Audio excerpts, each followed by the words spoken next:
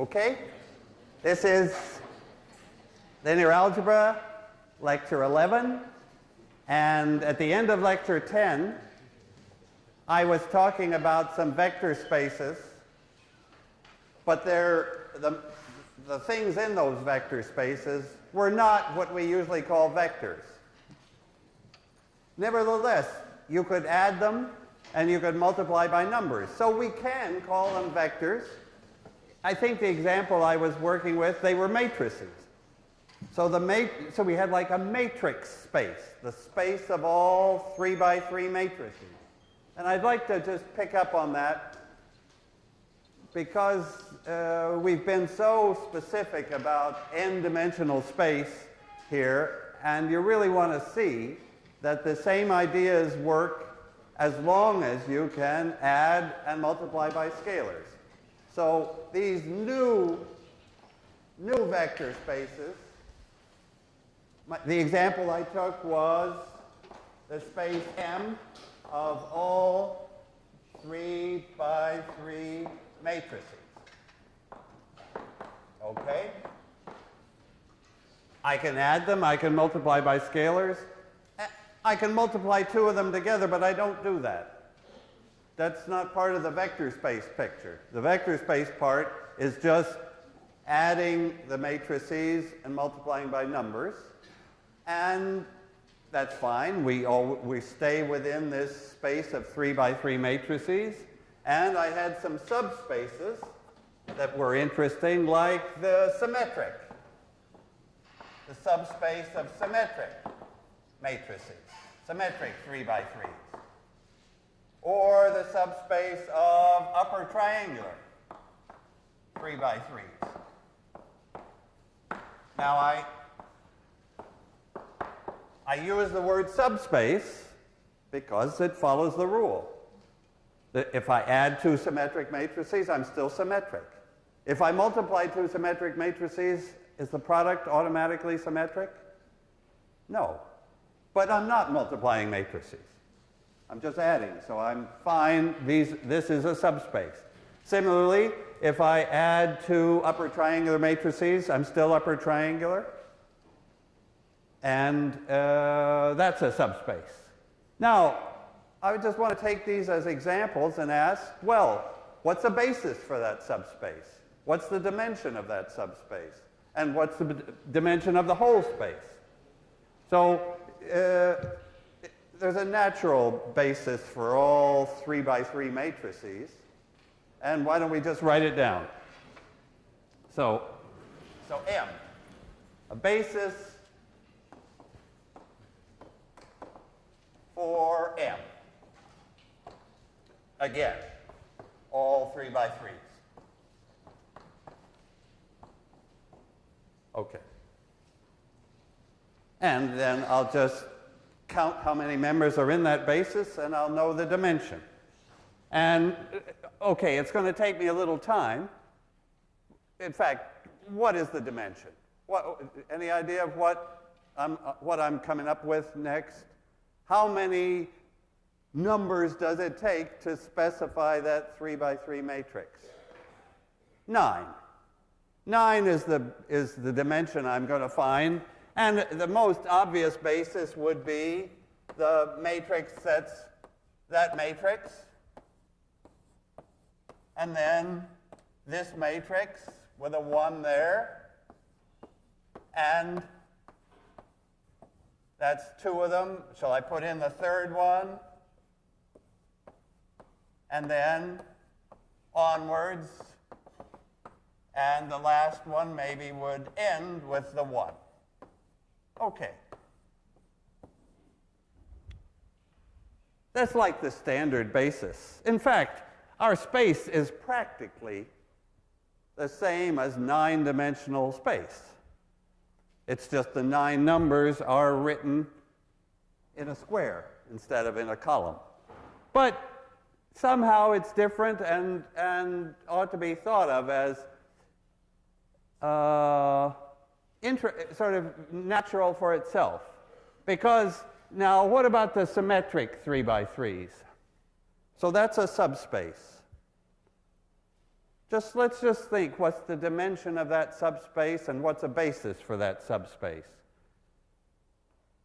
Okay? And I guess this question occurs to me. If I look at this subspace of symmetric 3×3s, well, how many of these original basis members belong to the subspace? I think only 3 of them do. This one is symmetric. This last one is symmetric. And the one in the middle with a 1 in that position, in the 2, position, would be symmetric. But so I've got 3 of these original 9 are symmetric. But so this is an example where, but that's not all, right? What's the dimension? Let's put the dimensions down. Dimension of M was 9. What's the dimension of, shall we call this S? Is what? What's the dimension of this? I'm sort of taking simple examples where we can spot the answer to these questions. So how many, if I have a symmetric, think of all symmetric matrices as a subspace, how many parameters do I choose in 3×3 symmetric matrices? 6, right. If I choose the diagonal, that's 3, and the 3 entries above the diagonal, then I know what the 3 entries below. So the dimension is 6. I guess what's the dimension of this here? Let's call this space U for upper triangular. So what's the dimension of that space of all upper triangular 3×3s? Again 6. Again 6. And but we haven't seen well, actually, maybe we have got a basis here for the upper triangulars. I guess 6 of these guys, 1, 2, 3, 4, and a couple more, would be upper triangular. So there's an accidental case where the big basis contains in it a basis for the subspace. But with the symmetric guy, it didn't happen. The symmetric guy, the basis, so you see what a basis is, the basis for the big space. We generally need to think it all over again to get a basis for the subspace. And then how do I get other subspaces? Well, we spoke before about the subspace, the symmetric matrices, and the upper triangular. This is symmetric and upper triangular. Okay. What's the dimension of that space? Or what's in that space? So if a matrix is symmetric and also upper triangular, that makes it diagonal. So this is the same as the diagonal matrices, diagonal 3×3s, and the dimension of this of S intersect U, right? You're okay with that symbol? That's the vectors that are in both S and U, and that's D. So S intersect U is the diagonals, and the dimension of the diagonal matrices is 3. And we've got a basis, no problem. Okay, as I write that, I think, okay, what about putting together, so this is like, this intersection is taking all the vectors that are in both, that are symmetric and also upper triangular. Now, we looked at the union. Suppose I take the matrices that are symmetric or upper triangular. Why was that no good? So why am I not interested in the union putting together those two subspaces. So these are matrices that are in S or in U, or possibly both. So the diagonals included. But what's bad about this? It's not a subspace. It's like taking, a couple of lines in the plane and stopping there. A line, so there's a three-dimensional subspace of a nine-dimensional space. Six. There's a six-dimensional subspace of a nine-dimensional space. There's another one, but they're headed in different directions, so we can't just put them together. We have to fill in. So that's what we do. To get this bigger space that I'll write with a plus sign, this is combinations of things in S and things in U. Okay, so that's the final space I'm going to introduce. I have a couple of subspaces. I can take their intersection, and now I'm interested in not their union, but their sum. So this would be this is the intersection, and this will be their sum. So what do I need for a subspace here? I take anything in S plus anything in U. I don't just take things that are in S and pop in also separately things that are in U. This is the sum of any element of S, that is any symmetric matrix, plus any element of U. Okay, now, as long as we've got an example here, tell me what we get. If I take every symmetric matrix, take all symmetric matrices and add them to all upper triangular matrices, then I've got a whole lot of matrices, and it is a subspace. And it's a vector space, and what vector space would I then have? Any idea? What matrices can I get out of a symmetric plus an upper triangular? I can get anything. I get all matrices. I get all 3 by 3s. It's worth thinking about that. It's just like stretch your mind a little, just a little, to think of these subspaces and what their intersection is and what their sum is. And now, can I give you a little, let's figure out the dimension. So what's the dimension of S plus U in this example is 9, because we got all 3 by 3s. So the original symmetric space had dimension 6, and the original upper triangular space had dimension 6. And actually, I'm seeing here a nice formula.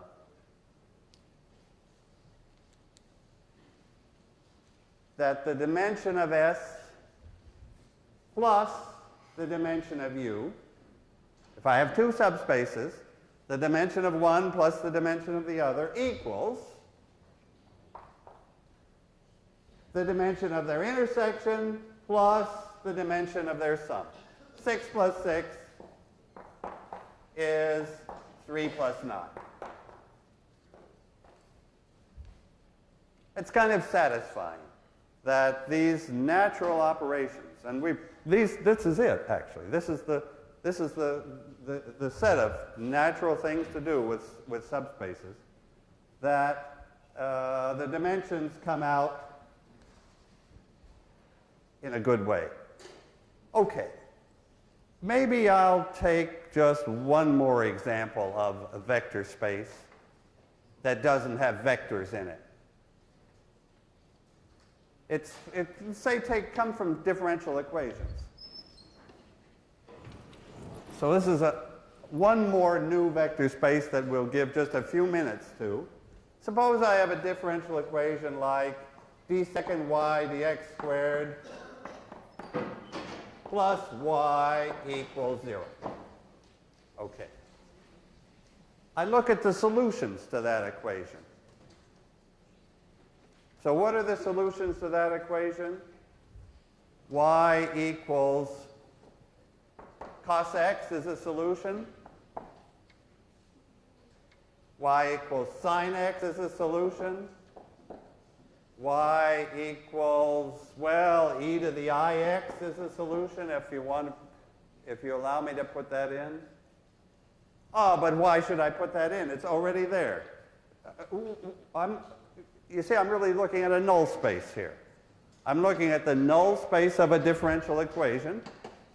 That's the solution space. And describe the solution space, all solutions, to this differential equation. So the equation is y double prime plus y equals 0. Cosine's a solution, sine is a solution. Now tell me all the solutions. So I don't need e to the ix, forget that. What are all the complete solutions?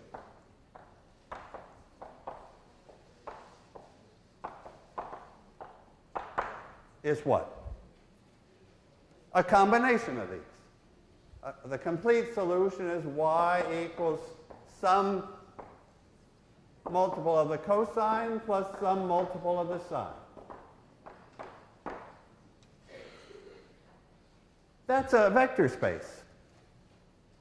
That's a vector space. What's the dimension of that space? What's a basis for that space? Okay, let me ask you a basis first.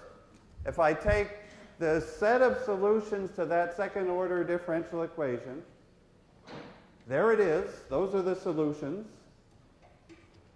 What's a basis for that space?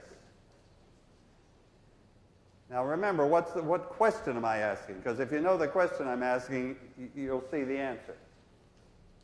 A basis means all the guys in the space are combinations of these basis vectors. Well, this is a basis. Sine x, cos x, there is a basis. Those two, they're like the special solutions, right? We had special solutions to ax equal b. Now we've got special solutions to differential equations. Sorry, we had special solutions to ax equals 0. I misspoke. The special solutions were for the null space, just as here we're talking about the null space. Do you see that here is those two, and what's the dimension of the solution space?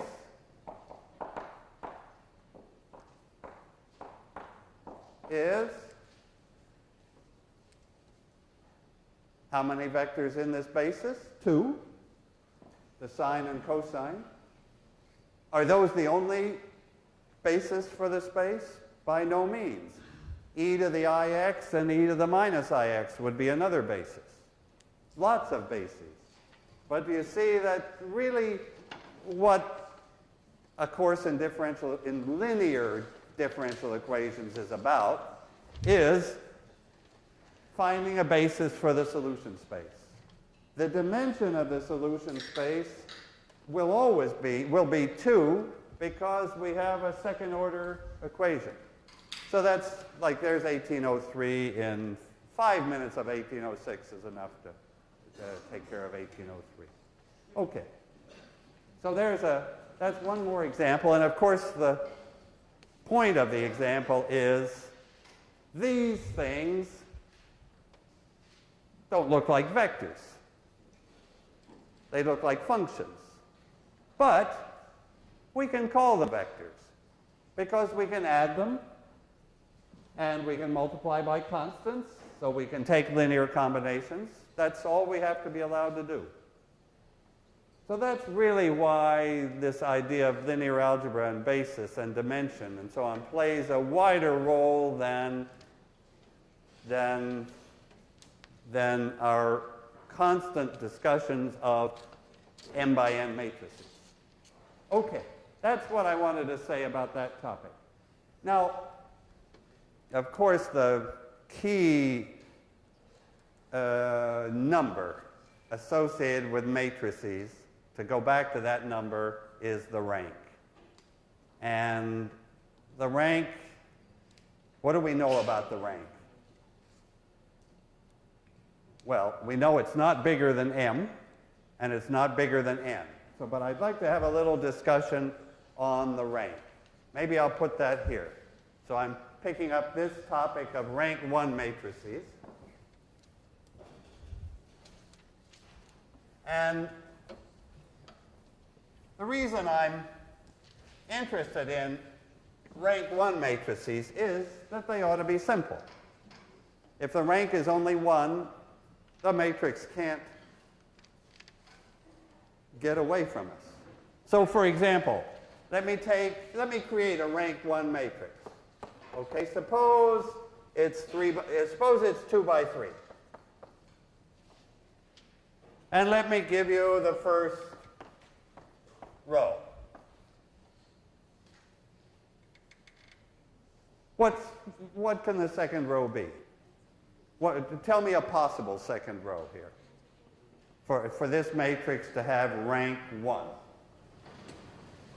A possible second row is 2, 8, 10. The second row is a multiple of the first row. It's not independent. So tell me a basis for the, oh yeah, sorry to keep bringing up these same questions. After the quiz I'll stop, but for now, tell me a basis for the row space. A basis for the row space of that matrix is the first row, right? The first row, 1, 4, 5. A basis for the column space of this matrix is, what's the dimension of the column space? The dimension of the column space is also 1, right? Because it's also the rank. The dimension, you remember, the dimension of the column space equals the rank equals the dimension of the column space of the transpose, which is the row space of A. Okay, and in this case, it's 1. R is 1. And sure enough, all the other columns are multiples of that column. Now, there ought to be a nice way to see that, and here it is. I can write that matrix as its pivot column, 1, 2, times 1, 4, 5. A column times a row. One column times one row gives me a matrix, right? If I multiply a column by a row, that's 2 by 1 matrix times a 1 by 3 matrix. And the result of the multiplication is 2 by 3. And it comes out right. So what I want to, my point is that rank 1 matrices, that every rank 1 matrix has the form some column times some row. So U is a column vector, V is a column vector, but I make it into a row by putting in V transpose. So that's the complete picture of rank 1 matrices. We'll be interested in rank 1 matrices. Later we'll find, their determinant, that'll be easy, their eigenvalues, that'll be interesting. Rank 1 matrices are like the building blocks for all matrices. And actually, maybe you can guess. And if I took any matrix, a 5 by 17 matrix of rank 4, then it seems pretty likely, and it's true, that I could break that 5 by 17 matrix down as a combination of rank 1 matrices. And probably how many of those would I need? If I have a 5 by 17 matrix of rank 4, I'll need 4 of them. 4 rank 1 matrices. So the rank 1 matrices are the building blocks. And out I can produce every every rank 4 matrix out of 4 rank 1 matrices. Okay, that brings me to a question, of course. Would the rank 4 matrices form a subspace? Let me take all 5 by 17 matrices and think about rank 4 the subset of rank 4 matrices. I'll write this down. You see, I'm reviewing for the quiz, because I'm asking the kind of questions that are short enough, but that bring out, do you know what these words mean? So I take my matrix space M now is all 5 by 17 matrices. And now the question I ask is the subset of rank 4 matrices. Is that a subspace? If I add a matrix of, so if I multiply a matrix of rank 4 by a rank 4 or less, let's say, because I have to let the 0 matrix in if it's going to be a subspace.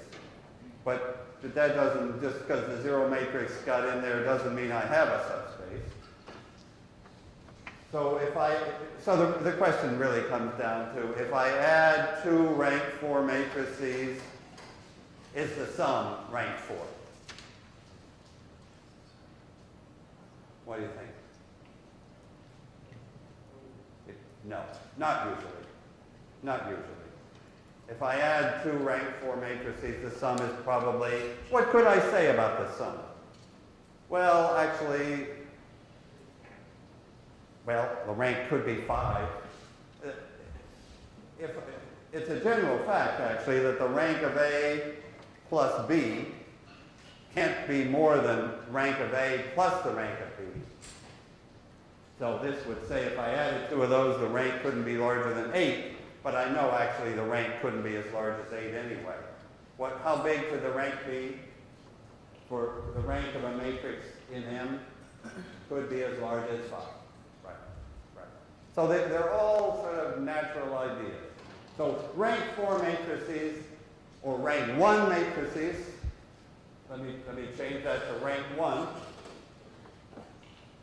Let me take the subset of rank 1 matrices. Is that a vector space?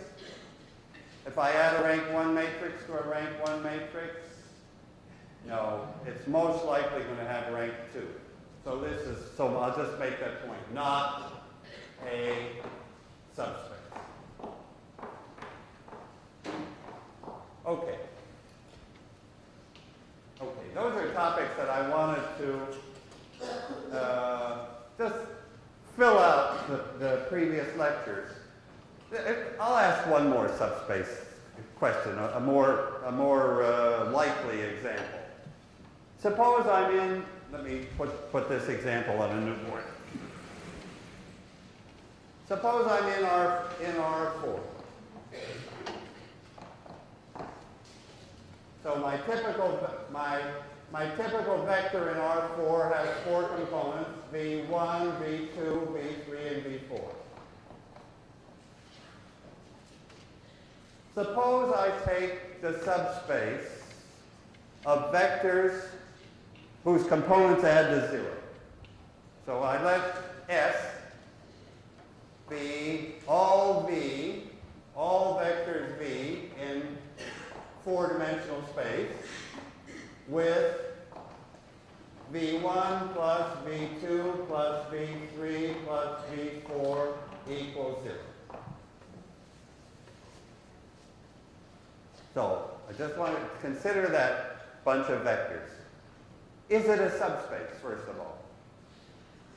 It is a subspace. It is a subspace. How do we see that? It is a subspace.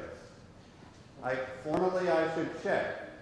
If I have one vector with whose components add to 0, and I multiply that vector by 6, the components still add to 0, just 6 times 0. If I have a couple of v and a w and I add them, the components still add to 0. Okay, it's a subspace. What's the dimension of that space and what's the basis for that space? So you see how I can just describe a space, and we can ask for the dimension, ask for the basis first, and the dimension. Of course, the dimension is the one that's easy to tell me in a single word. What's the dimension of our subspace S here? And a basis. Well, tell me some vectors in it. Well, I'm going to ask you again to guess the dimension. Again, I think I heard it. 3. The dimension is 3. Now, how does this connect to our AX equals 0? Is this the null space of something? Is that the null space of a matrix? And then we can look at the matrix and we know everything about those subspaces. This is the null space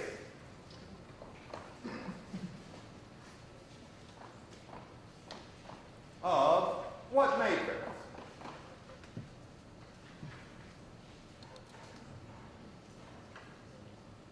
What's the matrix where the null space is then AV equals 0? So I want this equation to be AV equals 0. V is now the vector. And what's the matrix that we're seeing there? It's the matrix of 4 ones. Do you see that if I look at AV equals 0 for this matrix A, I multiply by V, and I get this requirement that the components add to 0. So I'm really, when I speak about S, I'm speaking about the null space of that matrix. Okay, let's just say we've got a matrix now. We want its null space. Well, tell me its rank first. The rank of that matrix is 1, thanks. So R is 1. What's the general formula for the dimension of the null space? The dimension of the null space of a matrix is, in general, an m by n matrix of rank R. How many independent guys in the null space? N minus R, right? N minus R. In this case, N is 4. 4 columns. The rank is 1, so the null space is 3-dimensional. So, of course, you could see it in this case, but you can also see it here in our systematic way of dealing with the 4 fundamental subspaces of a matrix. So what are all 4 subspaces then? The row space is clear. The row space is in R4. Yeah, can we take the 4 fundamental subspaces of this matrix? Let's just kill this example. The row space is 1-dimensional. It's all multiples of that row. The null space is 3-dimensional. Oh, you better give me a basis for the null space. So what's the basis for the null space? The special solution. To find the special solutions, I look for the free variables. The free variables here are, there's the pivot. The free variables are 2, 3, and 4. So the basis for S will be, I'm expecting 3 vectors, 3 special solutions. I give the value 1 to that free variable, And what's the pivot variable if this is going to be a vector in S? -1. Now the rows add to 0. The entries add to 0. The second special solution has a 1 in the second free variable, and again a -1 makes it right. The third one has a 1 in the third free variable, and again a -1 makes it right. That's my answer. That's the answer I would be looking for. A basis for the subspace S, you would just list 3 vectors, and those would be the natural 3 to list. Not the only possible 3, but those are the special 3.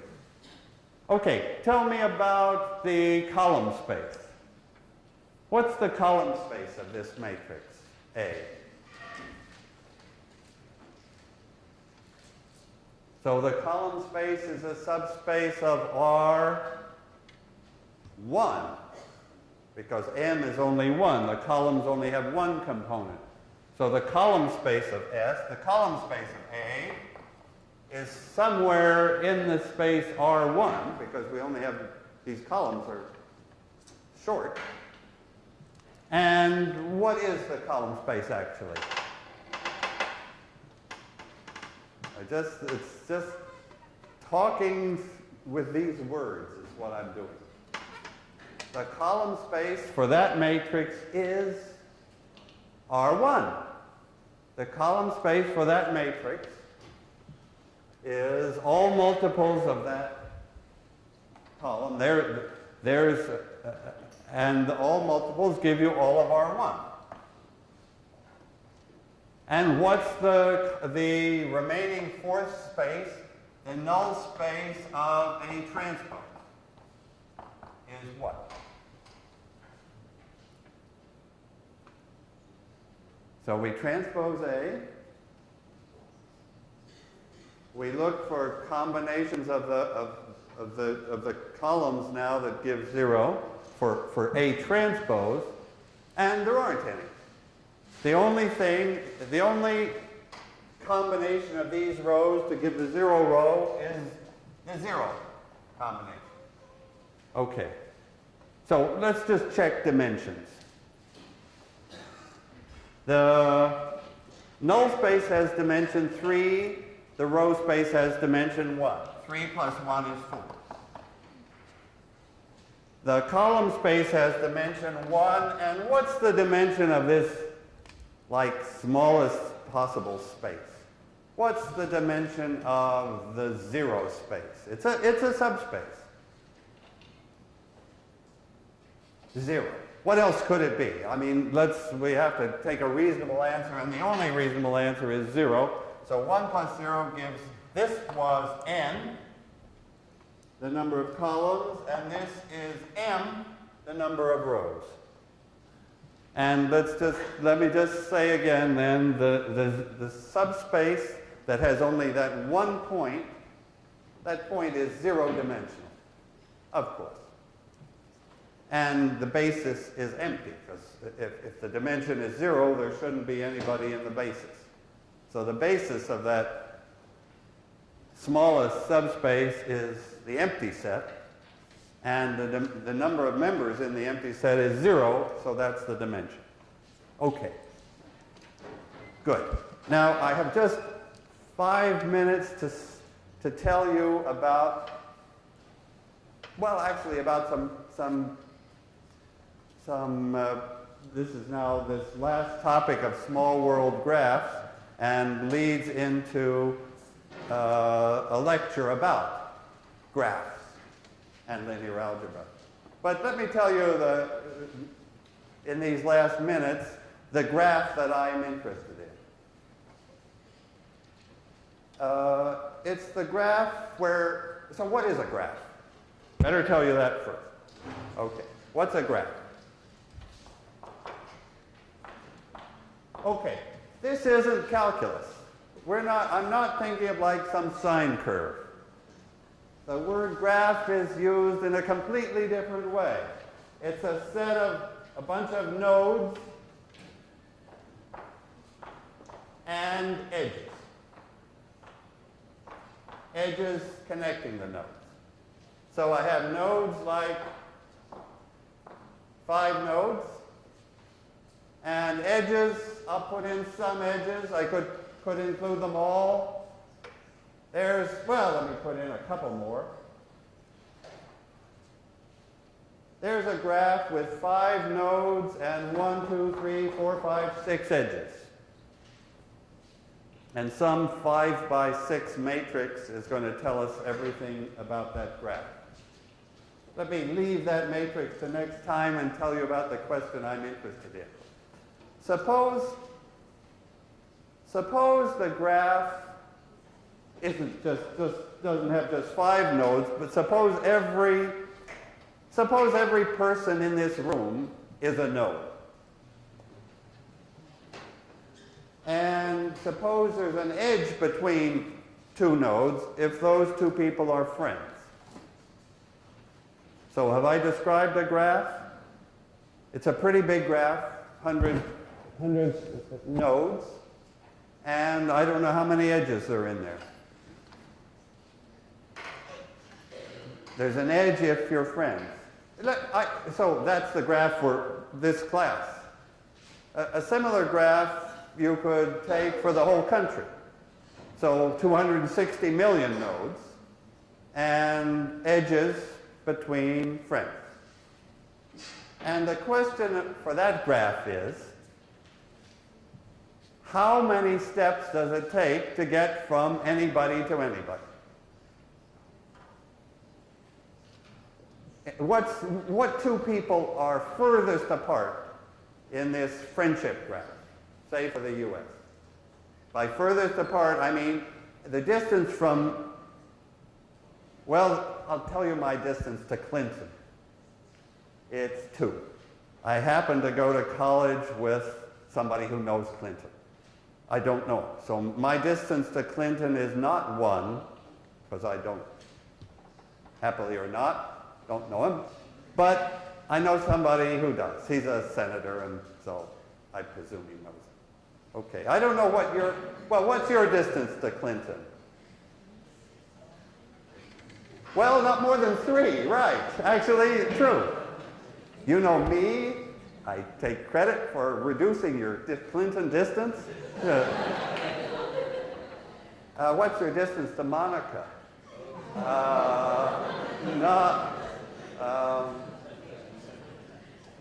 Anybody below 4 is in trouble here, or maybe 3, but right. So, what's Hillary's distance to Monica? I don't think we better put that on the tape here. Whether it's 1 or 2, I guess. Is that right? I don't. Well, we won't think more about that. So, actually, the real question is, what are big, large distances? How far apart could people be separated? And roughly, this number 6 degrees of separation has kind of appeared. It's a movie title, it's a book title, and it's with this meaning, that roughly speaking, 6 might be a fairly, not too many people. If you sit next to somebody on an airplane, you get talking to them. You begin to discuss mutual friends to sort of find out, okay, what connections do you have? And very often you'll find you're connected in like 2 or 3 or 4 steps. And you remark it's a small world, and that's how this expression, small world, came up. But 6, I don't know if you could find, if it took 6, I don't know if you would successfully discover those 6 in an airplane conversation.